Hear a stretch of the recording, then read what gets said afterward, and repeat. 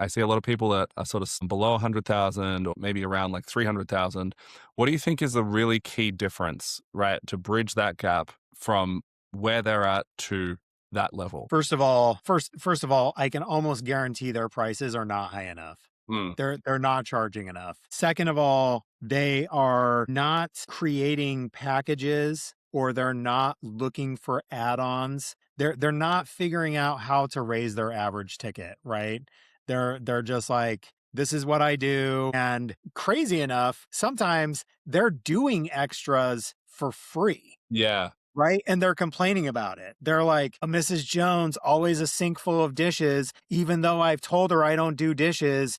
I mean, I do her dishes, but, Most business advice ignores your family. This podcast doesn't. Welcome to Family Oriented Business Growers. Hey, welcome to all of you, Bandits and Chilies, to season 3 of the Family Oriented Business Growers podcast. There are 2 main changes for this season. First up, this is now a video podcast. So wherever you are listening from, you can also watch. And the second change is that this season will be heavily focused on interviews with few, if any, solo episodes. Now, I have some incredible interviews lined up. Like, I can hardly believe it. You are in for a treat, and so am I. So watch this space. And today's guest is a great example with which to kick off season 3. He has built a residential general cleaning business to north of $1 million per year. Now, it is fairly common, though still quite an achievement, for any cleaning business to get over $1 million. But I would say that compared to exterior cleaning services, it is much rarer to see a family business grow to this size in the general cleaning space. So, Andrew Monnier is here today to share his story and hopefully insights, because as they say, success leaves clues. So, welcome, Andrew. Thank you very much for being here. thank you, Mark. It's, we've known each other for a while now, but we've never really gotten to connect one-on-one like this. So I'm really excited to be here. Yeah, we've been kind of like hovering around on the edges of the same circles. Right. Zoom chats and, and That's it. That's it. Facebook messages here and there. That's it. So I'll start by just asking you to kind of set the scene. Give us the story so far. How did we get to today in your business? Yeah. Well, back in 2015, I was living in a cubicle. Basically, I was a project manager for a pretty large company, and just really pretty depressed, bored, unfulfilled. And I got 2 newsletters within a week or two of each other from 2 different people. And both of them referenced this guy that had a Reddit ride along. And he had built a cleaning company, and then he had built a software for that cleaning company. And that's where he ended up going. I mean, he reached 1 million with his cleaning business, but then he was like, man, this software is way bigger, right? So his name's Rohan Gilks. He founded Launch 27. And so I read it, and I remember telling my wife, I'm like, listen, I think I want to start something, right? And I had previously cleaned carpet when I was in college. And so I was like, I could do a carpet cleaning business, but that requires a lot of capital and equipment. I could do landscaping or lawn care, or I could do house cleaning like this guy did. And I decided to do house cleaning for the simple reason that I hate cleaning house and I like doing those other things. Carpet cleaning was fun and lawn care is fun to me, right? So I didn't go into those spaces because I was afraid that I would be stuck as the technician forever. And I knew with house cleaning, there was no way I was going to be a house cleaner. Not that I'm above it. Number one, I don't think people want me in their house cleaning. You know what I mean? Like, no dude wants to come home to me cleaning his toilet like, hey, Bob, how you doing today? So that's what I did. I built a website, used Launch 27 software, found a couple cleaners off of Craigslist. Back then was my go-to spot for cleaners, and basically emailed everyone that I knew that I'm starting this thing, and we just launched it. Totally not legit or legal for the first, this was like October. So October, November, December of that first year, it was just me meeting a cleaner at the corner store, giving her the equipment, meeting back up with her, giving her cash for the job. and that's just the way it went. I mean, I got paid via credit card from day one. So I never took checks or cash, but I just had to pull it out of my own pocket to pay these people on a daily basis while I waited for the Stripe deposit to come through. And then at the beginning of the year I was like, okay, we're going to get legit. We're doing all right. We've got some, even a couple of recurring customers at this point. So I did that for about 2 years, and at which point my wife was like, listen, I was working both jobs, right? Just burning the candle at both ends. And she said, something's got to give. And I had heard a quote somewhere that if your side hustle, if it's a side hustle for 3 years, then it's just a hobby, not a job or something. Or, you haven't built a business, it's just a hobby. So I was like, I'm coming up on that cut, you got to either go all in or shut this thing down. So went all in, I actually hired a coach at that point because I was like, didn't really seem like I was profitable enough. So hired a coach who helped me fix a bunch of stuff. And we've just been, running since then. Probably the biggest shift was during COVID. I realized I didn't need to be in the office anymore. I had an office manager and a salesperson. My dad got really sick and spent some time away from, like trying to go to see him in the hospital. And then he did die. So dealing with all of that just made me realize, like, I don't need to be at the office. Right. And around that same time, my wife, said, I want to start travel nursing. Our youngest went away to college. So we found ourselves empty nest. And I said, okay. So we started doing travel assignments 13 weeks at a time. And it's like, hey, the business didn't burn down without me in the same state. So obviously it can handle it. And then 2 years ago, we permanently moved to another state and I'm an absentee owner physically, definitely not an absentee owner mentally or in a real practical sense yet. But I mean, that's kind of the story of how we went from nothing to where we're at. Yeah, love it. There's so many threads because you've just laid out the whole timeline there. I kind of want to go right the way back to one of the first things, which was just your strategic misery of picking a service that you knew you wouldn't enjoy because that would make you more likely to scale. I think that's such a smart move. Tell me your thinking behind that. Like what was it that was such a fear of you getting stuck on the tools if it was a service that you enjoyed? Honestly, I think around that time I started diving into some Facebook business owner groups and things like that, right? And the theme that I saw 10 years ago that I see today still is the same theme of don't hire anyone. No one can do it as good as I can, but yet they're miserable, right? Like Yeah.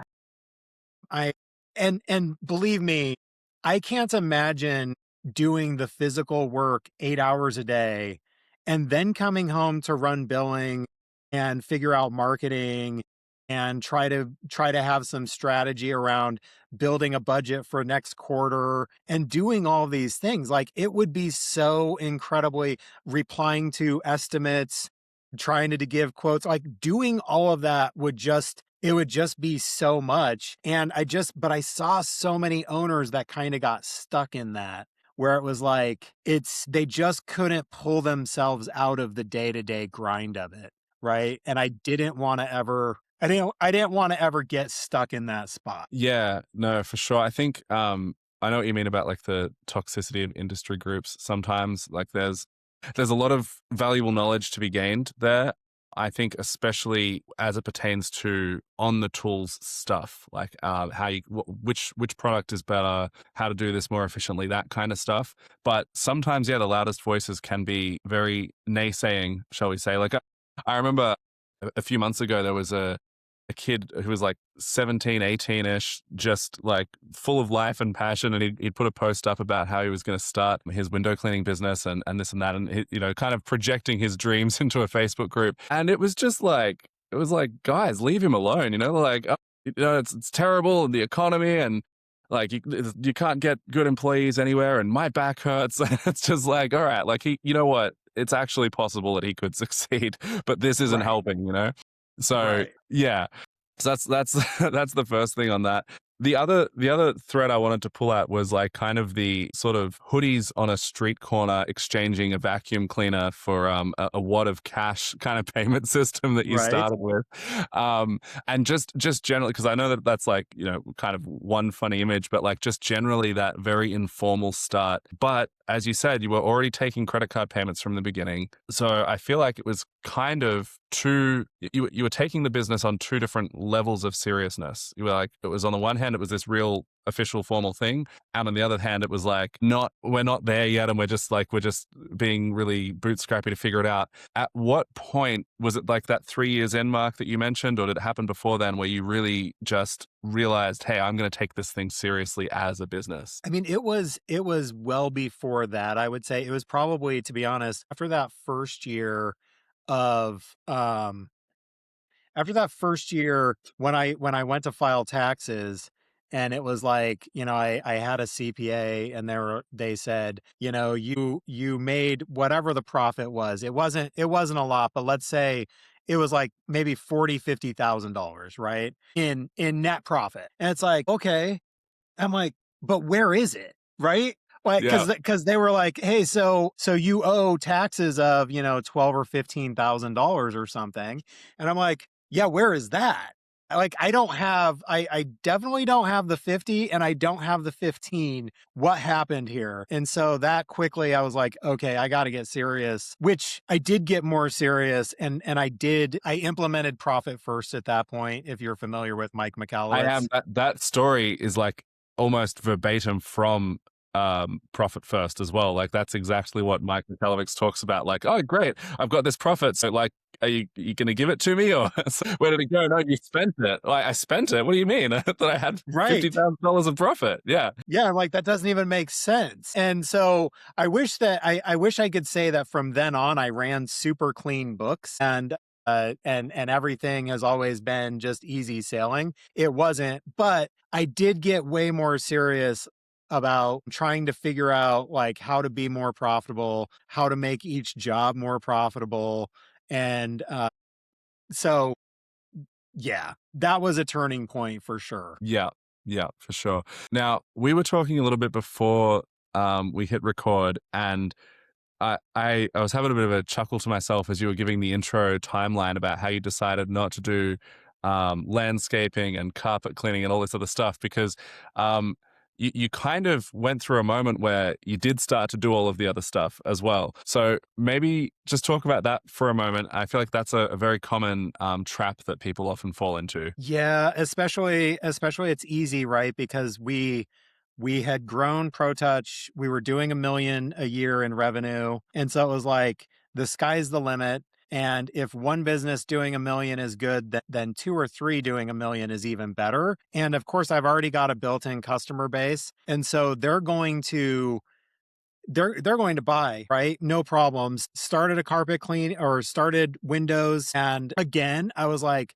I'm doing this, but I'm hiring someone. I'm not going to get sucked into it. And that was going okay. It was going okay enough that when I found out another business was going to sell all of their carpet cleaning equipment, I bought 2 vans off of them, got one technician, was convinced I would have that second van busy in no time as well. Simultaneously started at this point we were in San Diego on a 6-month contract. So not only did I think I could do all this, but I thought I could do it all remotely, and was convinced my sales guy, he was a great sales guy, he'll be fine. This is going to be great. And it was a nightmare. It just, we have a common friend, Josh Latimer, who speaks frequently about like your thermostat, right?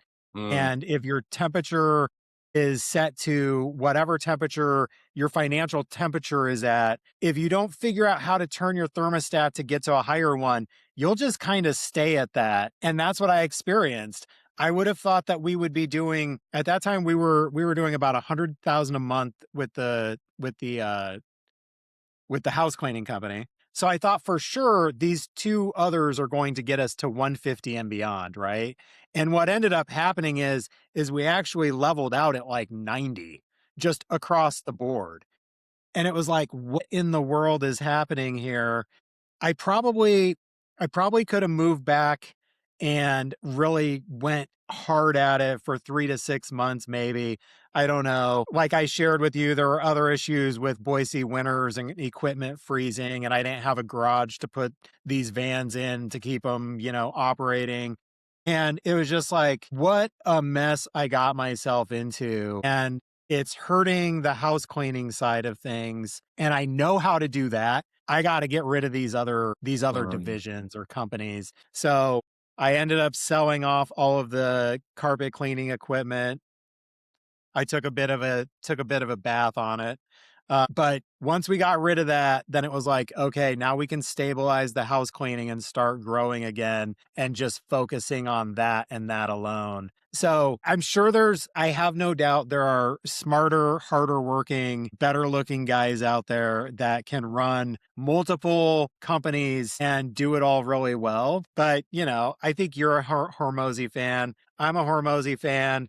And he always talks to people where he's like, well, if you just doubled down on your $1 million business, could you get it to do five? Probably. Then go do that. Like, Yeah. and it's probably a lot less heartburn for you than having three businesses that are all doing one. Yeah. Yeah, for sure. For sure. I feel like there's kind of two problems with that broadly, and I'm curious to get your thoughts on this because I feel like at a really small scale, like if we're thinking of like an owner operator, they might see this sort of stuff as an easy opportunity of like, well, the customer asked me to do this, and yeah, I can do that. Like I'm cleaning the house, but like I can mow the lawns, I mow my own lawns, I can trim the hedges, I can clean the gutters. Like all of a sudden, you're adding on like all these different things, which add a lot of friction if at any point you wanted to train someone else to do it because now instead of running one simple service that you can kind of copy and paste scale, if you want to get someone else to take care of these jobs and the expectation has been set where you provide 12 different services, you need to sustain equipment and training for every employee across those 12 different services, which is way more complicated. And you're just going to have a constant litany of issues because your employees are going to be doing the same thing. A new thing like every day. They're just going to be like repeatedly doing new stuff and learning on the job. So that's like one problem at that sort of scale. And then at the other end of it, kind of when what you were talking about of like trying to scale the massive thing, I feel like it is probably like that focus thing, right? Like we kind of look at it as this huge opportunity of if I just diversify this, we can do 3 times as many services in the same house. We have this customer list. But why do you think that is a struggle even at scale? I can only speak from my experience. And I would say that for me, I did not have nearly enough systems in place for the window and carpet to be able to ever scale that. All attention was diverted from what was working. And to be honest, I appreciated what you said in the intro, but I'm actually in the circles that I run in, I'm like the small fry of residential house cleaning. Yeah. Like there are these people doing 4, 5, $10 million, and a lot of them, they'll have some of them have multiple locations to get there, but some of these have just one location that's doing 4+ million, right? And it's just the focus on scaling that one business in that one location to max it out and get it as far as it can go. The so me trying so I wasn't even focused enough to take myself from like 1.2 million to 2, 3 or 4 million, and I took that focus away and tried to start from scratch basically these other two businesses. So for me, I don't know. Again, like I hate to always quote Hormozy, but he frequently says there's probably not a business in America or Australia, I imagine, right? That couldn't get to 5 million if you really, really focused on it, regardless of your location almost.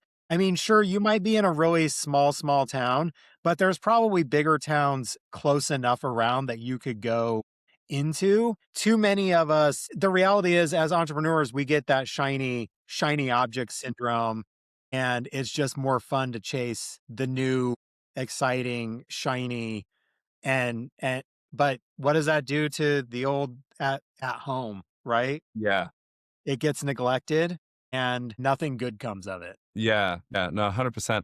I don't know if this is where it comes from, but Richmond Din calls this niche FOMO, where people they want to diversify because they're thinking like that exact cap, that thing that Hormozy says, your business almost like by default, if we have no other information about it, we already know it can probably do up $5 million, regardless of anything else. Like that's probably a reasonable limit for one location in anything anywhere, right? It's just a rule of thumb. But people don't necessarily like the reason the comment like that is really important is that people don't necessarily think and feel that. And when they start to struggle and they're starting to feel like maybe I just can't grow any bigger in my market, not realizing that the opportunity in the market is insanely huge.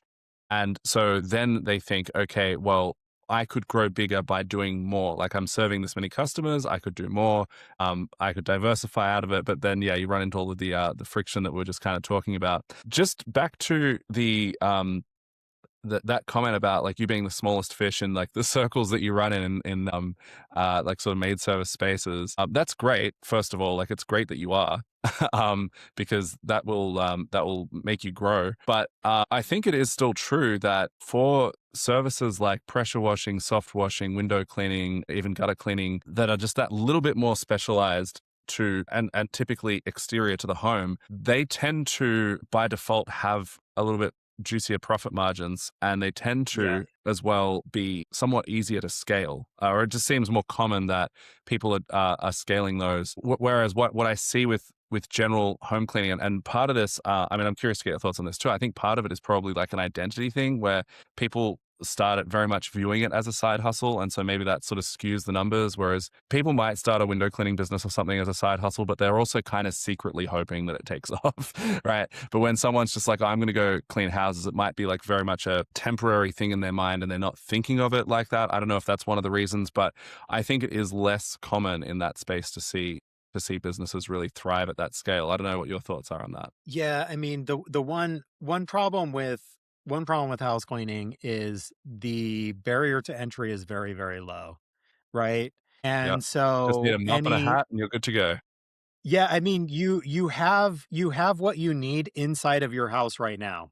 Or your customer has what you need inside of their house and you can just use their stuff. There's also low barrier to entry, really low prices, a lot of low rates because there are a lot of people who, they're still out there happy to make $20 an hour. And so that's what they're charging the customer. And obviously as a business owner, I can't charge $20 an hour while also paying people $20 an hour. I have to charge significantly more. So from the marketplace, a lot of people devalue house cleaning versus the other cleaning trades because I mean, no one wants, an older lady doesn't want to see her 60-year-old husband up on a 15-foot ladder washing a window or installing his own Christmas lights or Which cleaning is gutters. just the sort of thing that he's liable to do if you don't get someone in to do it for him, Right. right?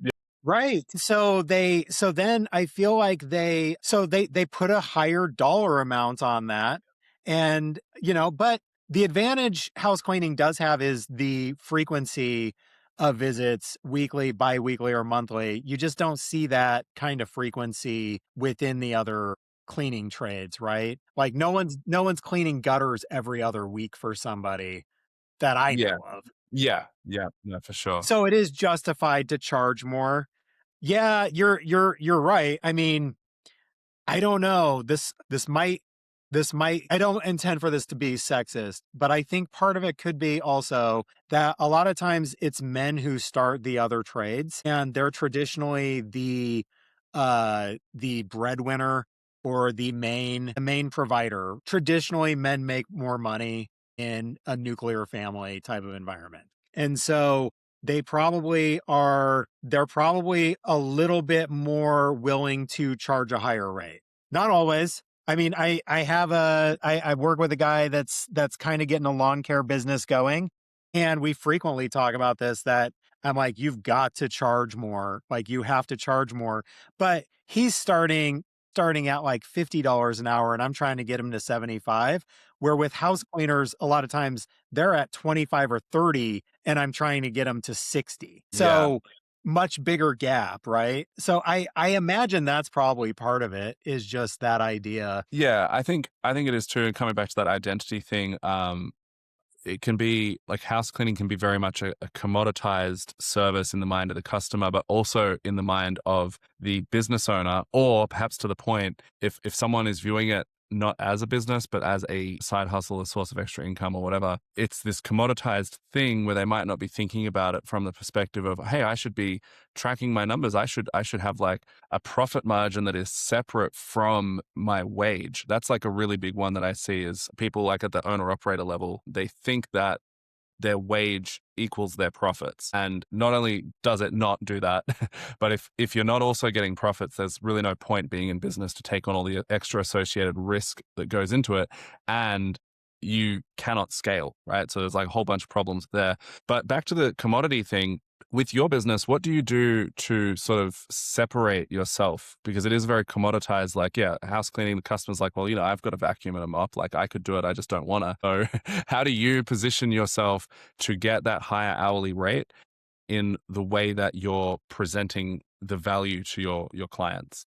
Yeah, that's a great question. So there's a couple of things. We've always spent a lot of money to keep our website up to date and looking as good as it can. And part of that is just building trust with people that we're a legitimate business. If something goes wrong in your home, we're going to take care of it. We're licensed, bonded, and insured, all of those things.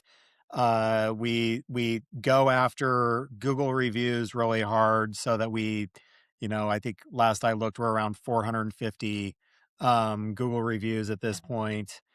And then it's just the way that we talk about things with our clients in explaining, like, yes, you can hire the gal off of Facebook Marketplace, but what we found is a lot of our clients come to us from that because you're not getting the consistency. You're like, are you running a background check on her?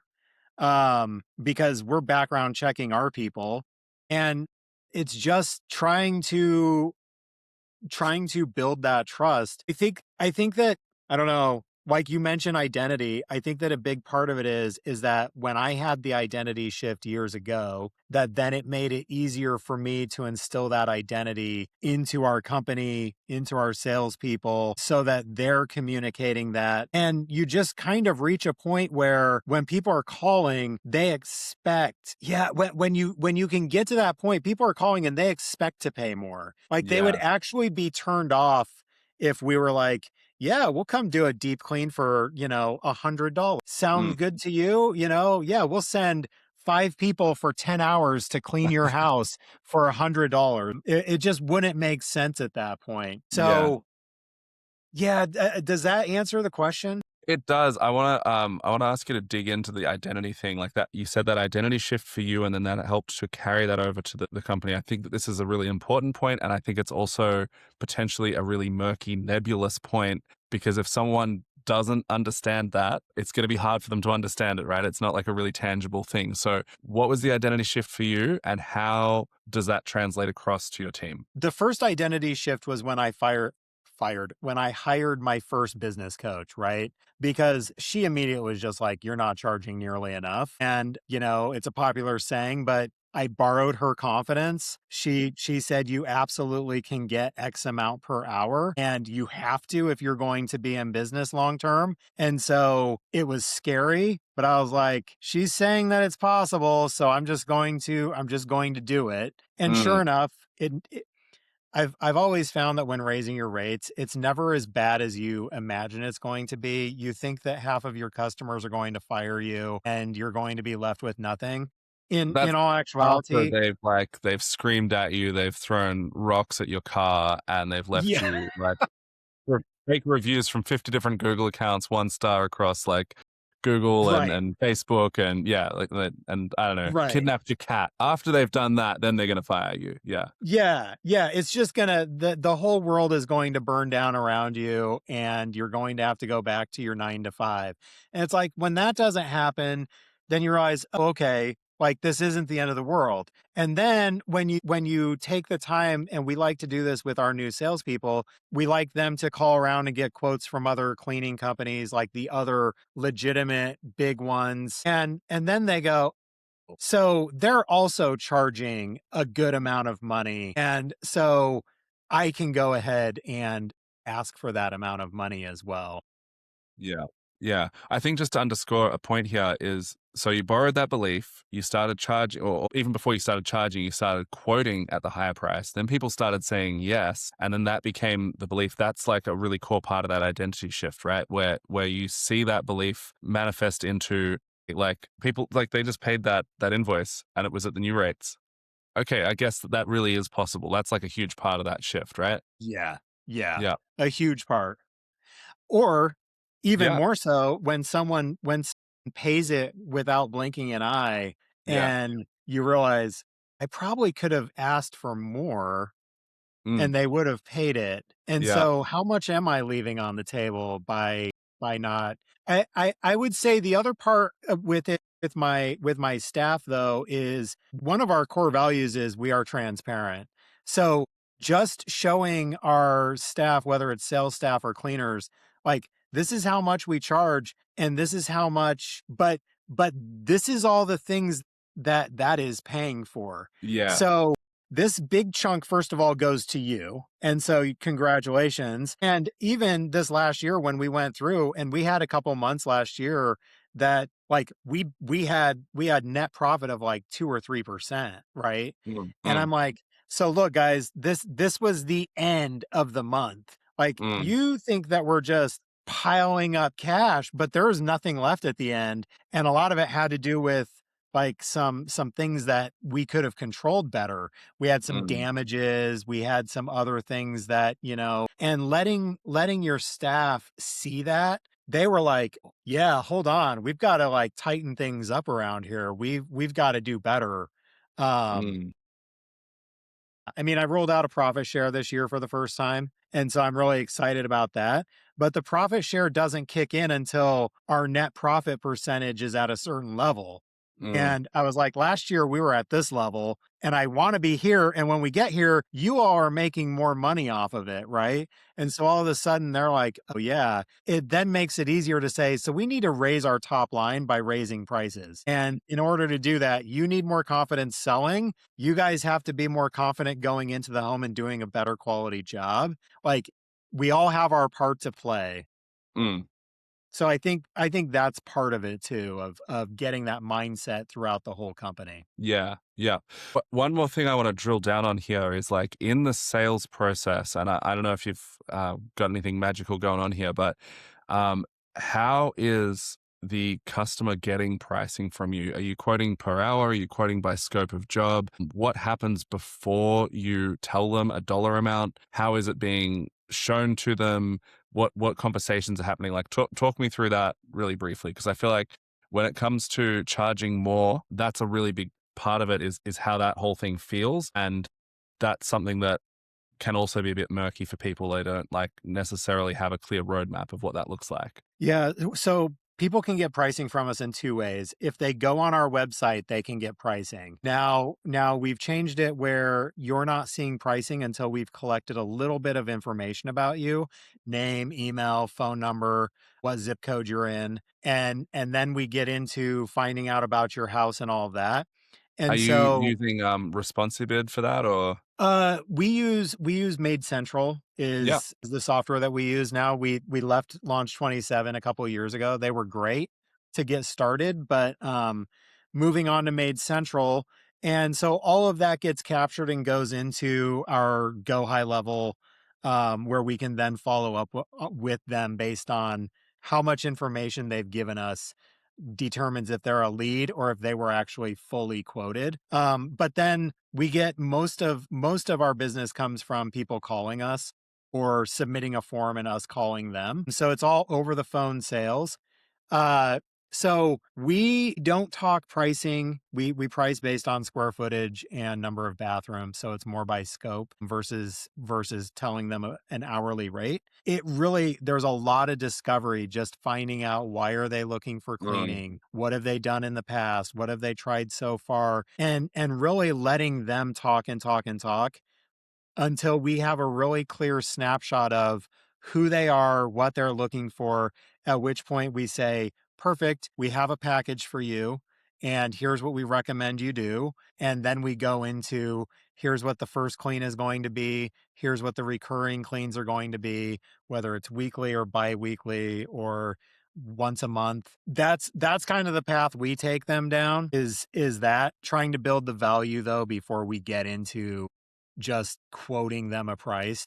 Yeah. Another question I feel like is a really important one in that. Do you have systems in place or like thresholds or whatever because you're not doing walkthroughs as part of your quote? I know I can hear people screaming in the back of my head now saying, "But Yeah. wait, what if, right?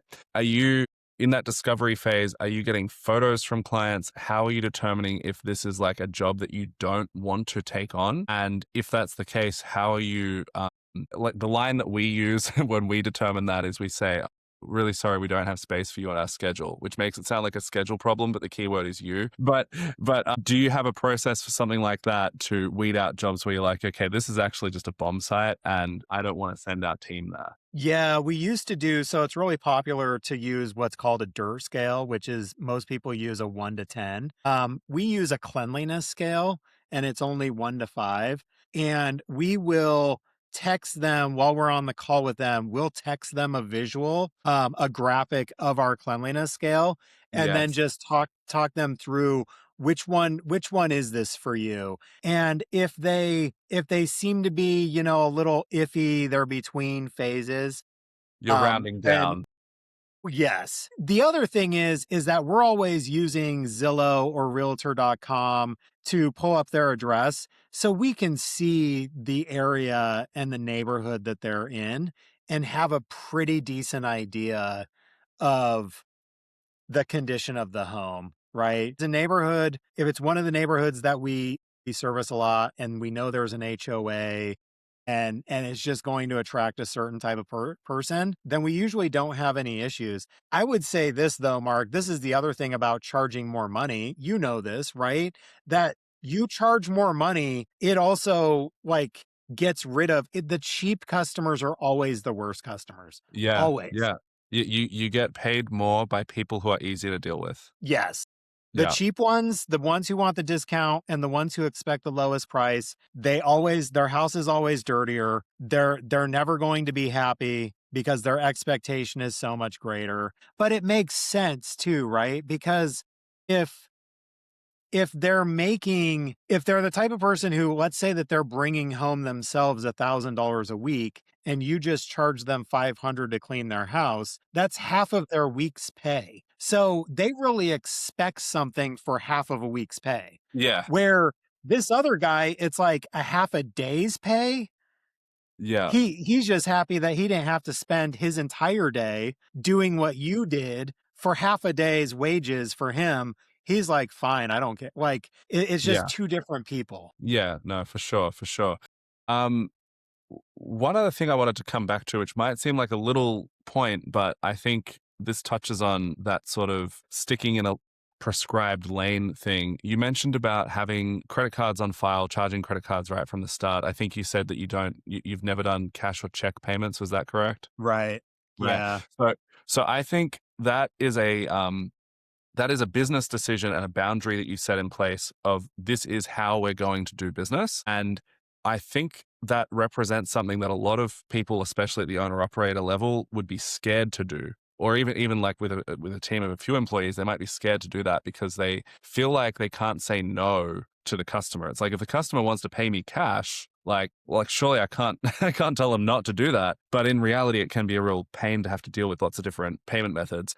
And more broadly, that like feeling of not being able to set up how you want to run your business or set the boundaries or pick the correct method of payment, that can also bleed out into what we're talking about earlier with like doing 50 different services because, oh, well, the customer wanted this. And so I thought I better do that. And the only way to get more customers and get more money is to like just, they say jump and I say how high, and now all of a sudden I'm like pressure washing and carpet cleaning and 50 other things that I never intended to do. So maybe talk through that. Do you get a lot of pushback or friction around having a set, like we only do jobs with a credit card on file, and what the benefits of having that in place have been? Man, so in our 10 plus years of doing business, have we ever lost a customer or not gained a new customer because we wouldn't take cash or a check? Absolutely. I can think of twice. Like literally two times, right? I think that for me, starting when we did, it was becoming more and more common for people to pay for things online with a credit card, and people have way less resistance. And it could also be that I have no problem giving my credit card online to buy anything, right? I don't carry cash. I haven't carried cash in a really long time. So it probably was just that was the frame that I came from, that I'm like, of course I'm not paying cash. Funny story, the cleaning company that cleans my house now, where in the state that I live in, only takes cash or check. And the number of times at the beginning I would legitimately forget to write a check. First of all, I had to order checks Yeah. because I couldn't find my checkbook. Because who are you people paying with checks, right? Yeah. Like just my house cleaner. And so I ordered checks, I got checks, and I've gotten pretty good at it now. But the number of times where the office would call me and be like, hey, they're going to come back. You didn't give them a check. Or, hey, can you pay for you owe us for 2 weeks now? And I'm like, oh my gosh, I'm so sorry. I just honestly forget. So I would say the first part was it was my own frame of reference. But the second was it just gets really easy when this is how I do business. So there is no, do you mind paying with a credit card? That's just not how we say it. It's just, Yeah. I just need to get a credit card on file to hold your reservation.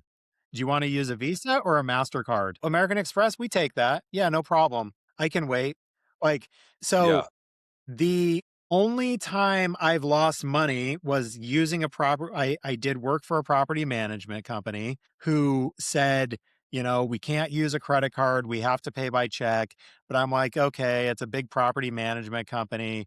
They'll be good. And that's the only time they were behind on about 4 jobs that we did. And then they literally skipped town, as in I went over there finally because they were ignoring calls and emails, and they were cleared out of Yeah. their office. And Yeah. so the only people that stiffed Yeah. me was because of letting them pay by credit card. Yeah. It's Yeah. just not By worth check. it.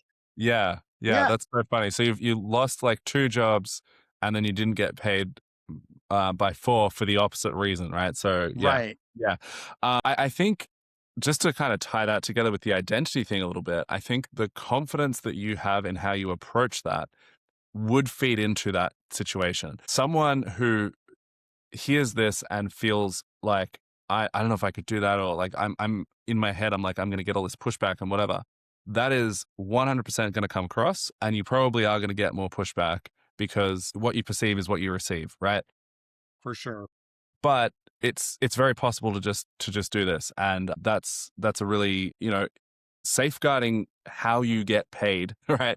There's few things in your business that are more critical than that, and in making sure that you actually get paid for jobs that you do. And at the end of the day, if you do get pushback on it and someone makes a big deal about it and they don't want to comply with how you do business, you're probably better off without them. Like realistically, they're probably going to be a problem. And I'm not saying that they're trying to not give you their credit card so that they can not pay you, but could be, right? That might have been their plan all along. They could just be that kind of person. I don't know. But yeah, it's You generally, know, yeah. Mark, if I were to go, if I were, so if I was a small business person and that's where I was trying to make the leap, I think what I would do is I would just tell my clients, moving forward, I'll still accept checks, but you're prepaying for the month. Mm, Right. And I'm collecting that one time, and it's for all the jobs that I'm doing this month. Otherwise, I'm putting a credit card on file and I'm charging you once the clean is complete. And that's just kind of how I would go about doing it, as a way to kind of yeah. convert over to That it. that is a I really just good know too bridge many because people. it gives them a choice, it gives them an option, and both options work really well for you. Yeah. which is perfect. And just to kind of finish my thought a second ago, like I wasn't, it's not like you cut me off. This is just like an additional part of that is at the end of the day, I think the fundamental problem that that kind of customer will cause is if they feel like they have the right to tell you how to run your business. That's what makes them a problem customer. It's not about the credit card itself. It's not about whatever other thing about how you do your business. If a customer is telling you how things ought to be, that's a really good indication that they maybe ought to go somewhere else because they're finding things to be unhappy about rather than just accepting the way things are. And it's like, but you're choosing to. The example I use all the time is like, no one does this to a cafe, and they probably do, but they don't do it in the same way. It's not like I don't go out to a cafe and I'm like, oh well, the last cafe I went to, their eggs Benedict was only $18 and yours is 24. Or Right. their coffee was $5 and yours is 6. If that's a me problem, right? Like I can just go to the other cafe. It says right there on the menu what it is and how much it is and whatever. And it's like theirs came with this side and yours doesn't. Like that's what they do. This is their menu, this is their business, and I've chosen to come there. And so someone that doesn't take that approach with your cleaning business, that's kind of more of the signal of the problem. Anyway, I kind of cut you off there, You know Andrew. what though? I wonder because I think I think you're right. I think it's a power thing, right? They want to exert the power over you. I wonder if those people do go to the cafe though and say those things. You know what They I mean? possibly do. They possibly do. I think, and look, maybe this problem happens in a cafe too, especially in like kind of an owner operator setup, like where you feel that kind of pressure. But for the most part, like an established cafe, this is the difference. They're just not gonna change for you. They're not gonna be like, well, oh, okay, yeah, we'll give you the coffee $1 cheaper, or we'll add a hash brown on where there was previously none because that was your expectation from this other. They're not gonna do that. And you shouldn't either. Like you've set up your business in whatever way, and they're coming to you to do business with you. And if they don't like it, they have other options. They can go elsewhere, and you're probably better off if they do. Yeah. I'm not saying that Starbucks is the greatest coffee, but I do frequently try to tell we do talk to our staff about we would rather be the Starbucks, right? I don't want to be Andy's coffee shop where Andy's the barista and doing all of the things and this is it, like I make the best drip coffee and I'm the only one that can make a drip coffee. Like I want to be Starbucks. I want 20 baristas that all work different shifts and that's just but they're all making a pretty similar cup of coffee. Like Yeah. it's not always the exact same, but it's pretty similar. I know what I'm getting when I go there. That's the way I look at it. That's who I want to be. But yeah, that's a good point. You make a good point about those types of people wanting they're just wanting it their way. And yes, Yeah. that's gonna be the guy that when you're pressure washing sorry, my dog's trying to climb on my lap. That's the guy that when you're out pressure washing the driveway is like, "Hey, I think you missed a spot over there. Come back over here," and it's just like, "No, go away. I'm not done." That's not what's going to happen, Andrew. They're going to wait until you've packed up, you've left, and they're going to call you the next day because you missed the spot, right? They wouldn't be so Right. helpful to do it whilst you were still there. Um, No, I think that's true. I think even the power dynamic thing, that's probably a part of it too for some of those problem customers. And the thing is, like, yeah, it's just about like cleaners recognizing that that's not a them problem, right? This is actually like sometimes the expression the customer is always right. Not really. No, you want to make sure that your business is set up to serve your kind of customer, and you get to define who that is, and you have the freedom to choose who you work for and who you won't. A question for you for like so again, as I said, I think it's less common to see general cleaning, like general house cleaning businesses, family run, scale past $1 million. And I see a lot of people that are sort of below 100,000 or maybe around like 300,000. What do you think is the really key difference, right, to bridge that gap from where they're at to that level? First of all, I can almost guarantee their prices are not high enough. Hmm. They're not charging enough. Second of all, they are not creating packages or they're not looking for add-ons. They're not figuring out how to raise their average ticket, right? They're just like this is what I do and crazy enough, sometimes they're doing extras for free. Yeah. Right? And they're complaining about it. They're like, Mrs. Jones, always a sink full of dishes, even though I've told her I don't do dishes. I mean, I do her dishes, but, and I'm just like, oh, yeah, we charge extra for dishes. Well, that you can't charge extra for dishes. People expect their dishes to be done. And I'm like, you can charge extra for everything, right? Yeah. Like some Yeah. of the bigger businesses that I know, they charge extras for so many little things that we were doing for free that I was like, man. So we quickly started charging extra for those little things and letting the customer choose. Do you want us to strip your kids' beds and change their sheets? Or do you want your kids to do that? Because if we're doing it, it's 12 extra dollars. You know what Mm, I mean? So mm, then they're like, oh, okay. And some of them do and some of them don't. So definitely the prices, raising their average ticket. A lot of them are not focused on getting more referral business, right? They'll talk about like everyone I've got is by word of mouth, but it's word of mouth because you got really lucky and they yeah. just happened to tell someone you didn't ask on a consistent basis. Mm, And then, of course, I mean, the final thing is just getting people to buy from you more frequently, book a meeting from a meeting mm, especially if you're a carpet cleaner, window cleaner, those exterior services, give them a quarterly package. Ask them if they want monthly. Like yeah. maybe they need monthly.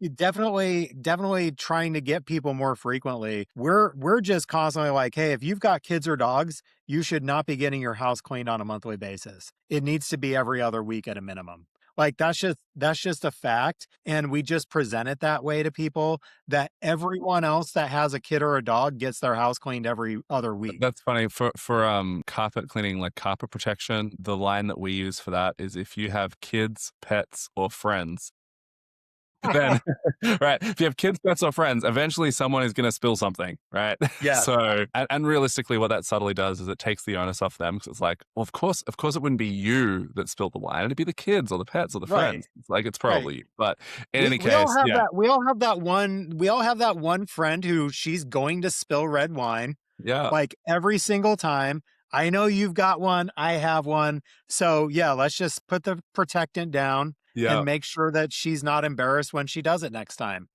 Right? Like, Yeah, because it's like it's not a big deal anymore. It's like that's fine.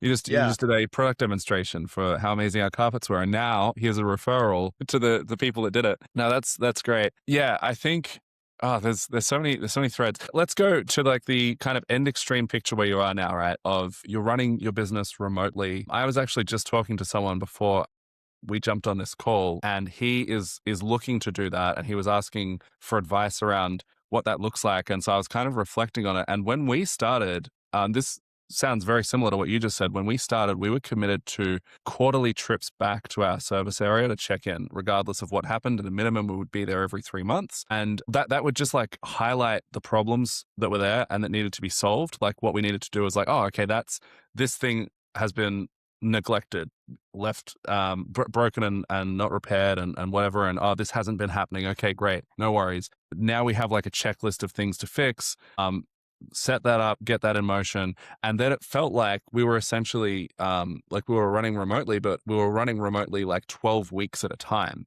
it's like this is basically like a 12-week holiday and then we're checking in and it's just sort of like ironed out the kinks in the process from there and it's broken that up into chunks and like stints rather than just like even mentally rather than just being like okay hands off never touching it again like that's not exactly what's happening but for you what was like the catalyst like was that always something you wanted to do or what prompted you to do it I think it might have been based on the conversation it might have been because of your wife and then what was the biggest thing that was in place in service of that makes that possible for you to run remotely? I would say the first thing to name drop Mike Michalowicz again is his book Clockwork. Have you read Clockwork? You know what? I actually haven't read Clockwork. No, Okay. I need Clock to. It's on the list.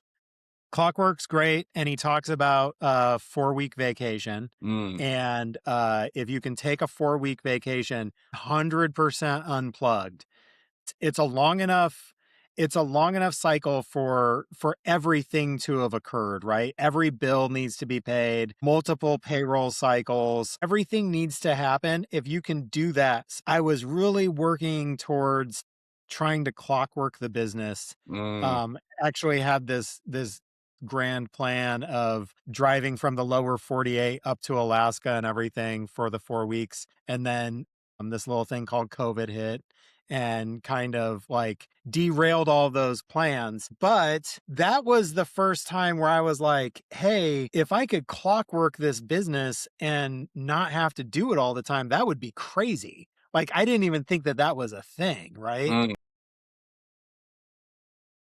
I assumed really wealthy people bought businesses that were fully functioning and that's how they weren't ever in it. I didn't know people actually built from the ground up yeah. and could get to that level. Mm, So again, just a mindset, but once I learned of it, I was like, that's what I want to do. So I wouldn't claim that we're fully clockwork to that level yet. We're pretty close. But yeah, that was the first part. And then yes, then it just became a thing of getting out of the office. I was in a coaching group. Do you know who Dan Sullivan is? the name rings a bell, but I can't picture who that is right this second. Him and Benjamin Hardy wrote books like The Gap and the Gain, Yeah. Okay. Yep. Who Not How. Like those Yeah. are all Dan Sullivan's concepts. Yep. So I, Yep. I was in his coach. It's literally called coach in his program. And Dan has this thing where he's like, ideas die in an office. Like entrepreneurs should never go to an office. Like the sooner you can get out of the office Yeah. as the owner and entrepreneur, the better. And he was like, when you go to the office, it should be for a specific purpose. You should set up in like a conference room. Otherwise, you're just bogged into the day to day in the weeds. So I was pretty intentional of like, okay, I'm going to try to get out of the office. So when everyone came back to the office after COVID, restrictions were lifted. Then I was like, okay, I'm going to step out of the office several times a week. And then it eventually just became every day of the week. And, like my sales guy moved into my office because it was the bigger, nicer office and desk. And he was all excited. But I did it intentionally to be like kind of a burn the boats, right? Like I don't have Yeah. an office to go to. And so this is what I'm doing. And then that made it easier. I was like, well, I can go travel for 13 weeks with my wife on a travel contract because I would just be sitting at home working. I can sit in a different home in another state and do the work Yeah. anyway. Yeah. Yeah. Love it. That actually, I haven't heard that specific concept about, ideas die in an office, but that resonates very deeply. I love that. But that reminded me of in Profit First, which we just keep coming back to apparently, that Mike McKelowicz talks about Parkinson's law and the toothpaste, right? Yes. Essentially, Parkinson's law is like the amount required expands to the amount available. So when you have a full tube of toothpaste, you use heaps of toothpaste, and then when you're down to like the last little bit, you're like squeezing it out, and you'll get this tiny little sliver of toothpaste, but it still accomplishes the job. You still get your teeth brushed because that's what was available, and so it did the job. But like you buy a new tube and now you're back to using like 8 times as much toothpaste again, right? So taking that approach, that mentality of just like the little incremental steps that you described of like kind of backing out of the office, if you give yourself less and less office time, whatever was happening, and you were going to fill the office time because you were going to be in the office. That's just what was going to happen. But whatever needed to happen is now going to have to occupy this smaller and smaller space, and you become more intentional about it. And then you start like one of the most powerful things that I need to do more often is the to don't list, right? Like just writing That's out good. the things. It's like, yeah, I'm not doing this and this and that. Like that's not happening anymore. I'm not doing that. This is being delegated. This is just being scrapped and no one's doing it. This is like whatever it is. But like getting things off the plate so that we can be more intentional about the things that are on it. Yeah. So that's How frequently are you doing a to don't list? not frequently enough. Like as I'm saying it, I'm like I've got to be due for another one. I think I probably most recently would have done it in maybe like early December, but like so much has changed since then. Which like that doesn't sound like we're like near the end of January right now at time of recording. So like 2 months, but it feels like I'm due again. So I guess Yeah. pretty frequently, but I think I should do it more. It seems like a quarterly at least, right? Like Yeah. that's a good idea. I need to do a to don't list. That's good. Mm. Yeah. Just like to round off that concept on like yet another book recommendation. Have you read The One Thing by Gary Keller? Got it on the shelf right there. Third from the right. Indeed. Love it. I think that was probably the first book that someone gave me when I started. When I started my company, I had a really good friend that sent me a bunch of books. He's a big reader, Yep. and the one thing was one of them. I Yeah. come back to it all the time. Yeah. It's such a like what the one thing I love about that book is that the whole book is basically just the focusing question. It's this one question and the whole book is just talking about different angles of viewing this one question, which is what is the one thing that I could do such that by doing it everything else will become easier or unnecessary. And that focusing question is its own to don't list in a way.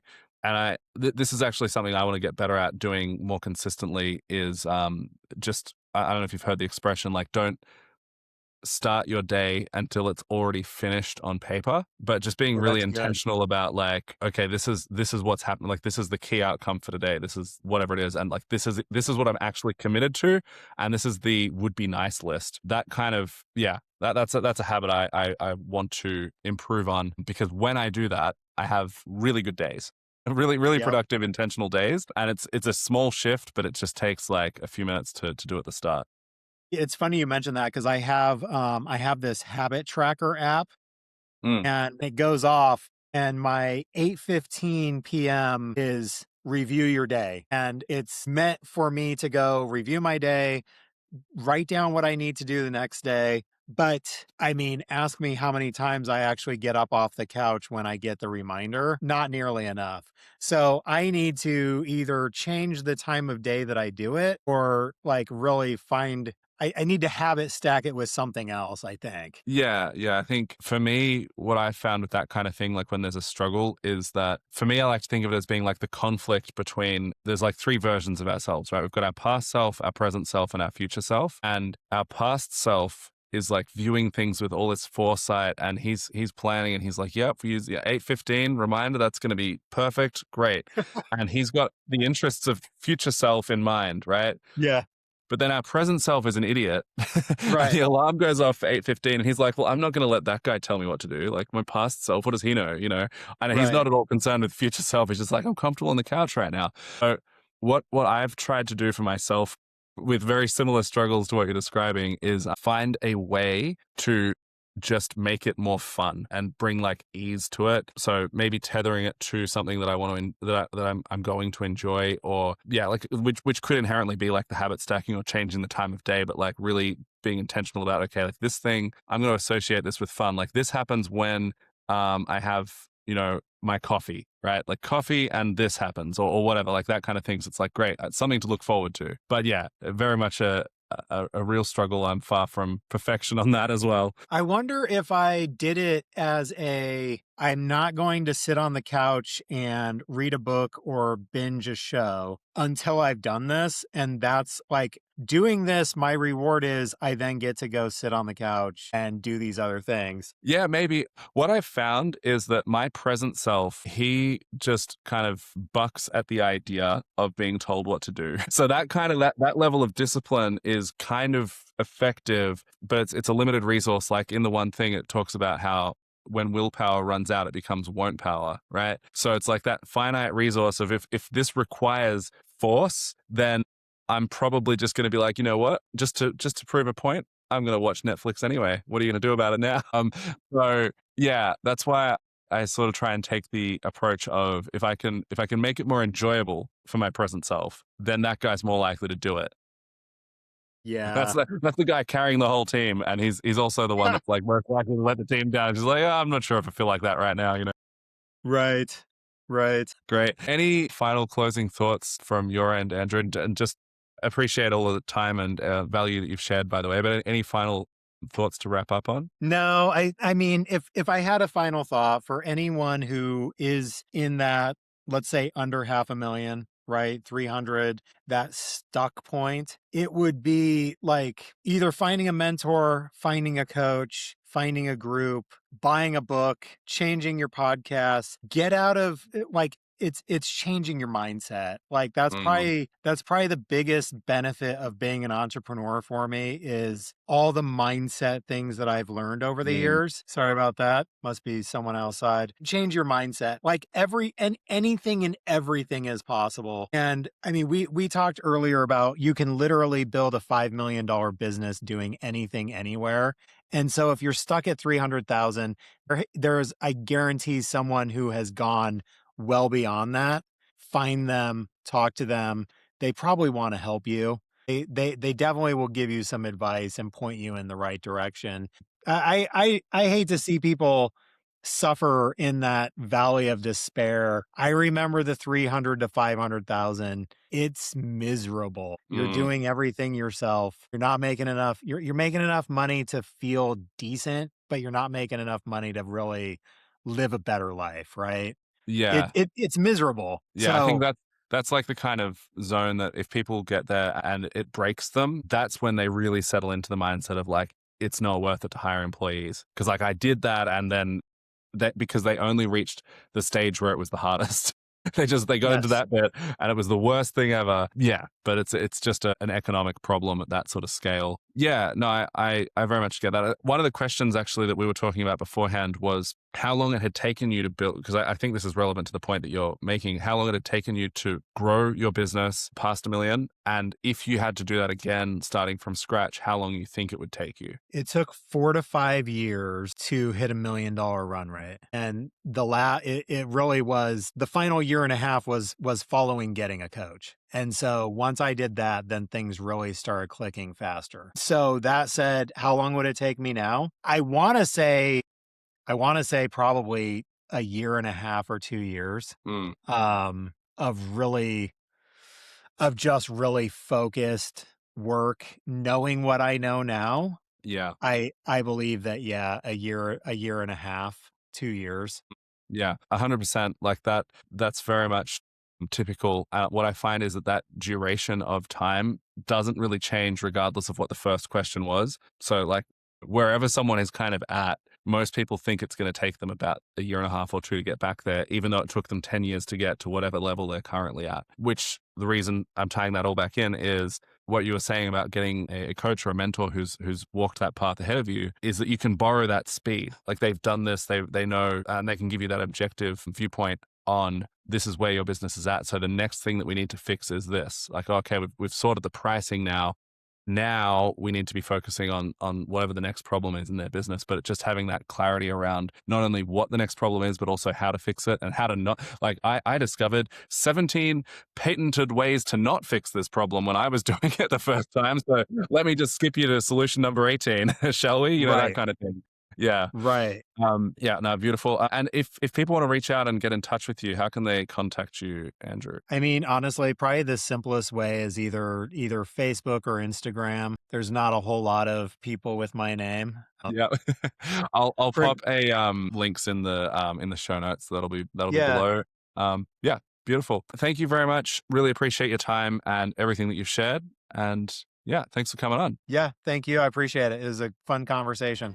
If you enjoyed this conversation, you'll love our Facebook group for parents running cleaning businesses. Easiest way to find it is via warplan.au. Catch you in there.